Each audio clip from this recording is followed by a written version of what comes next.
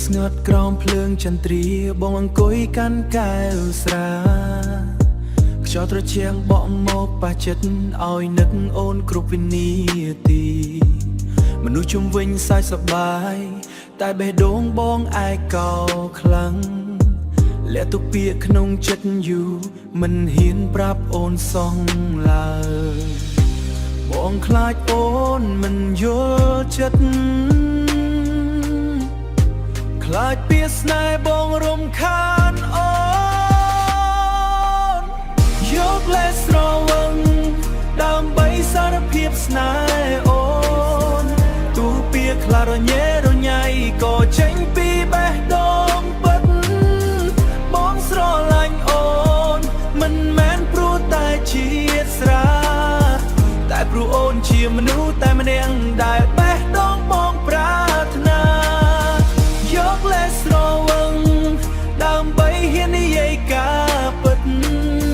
ព្រោះពេលដឹងខ្លួនធម្មតាបងមិនហ៊ានសម្លឹងភ្នែកអូន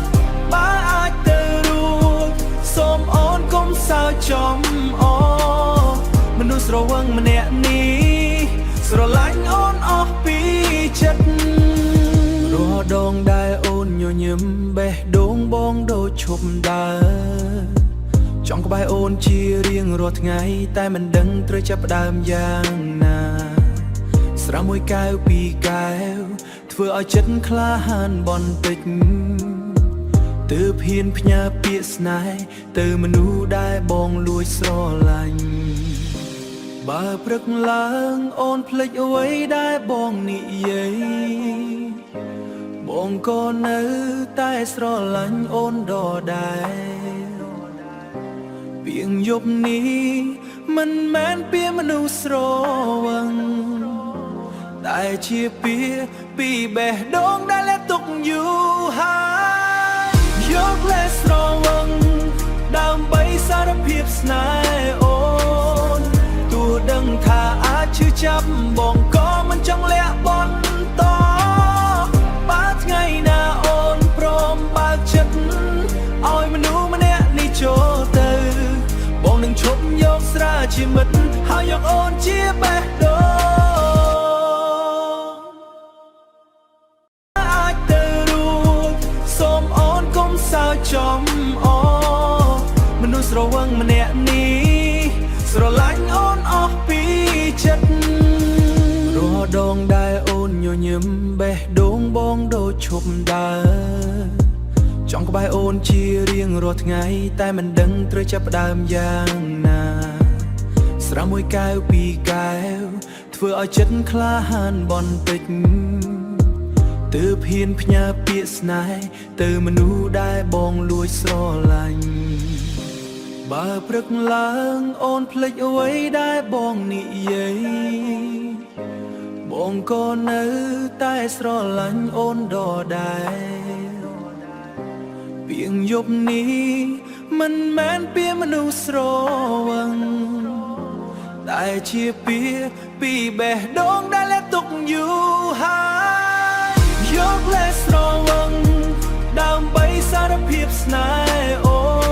នទោះដឹងថាអាចឈឺចាប់បងក៏មិនចង់លាក់បន្តបើថ្ងៃណាអូនព្រមបើកចិត្ត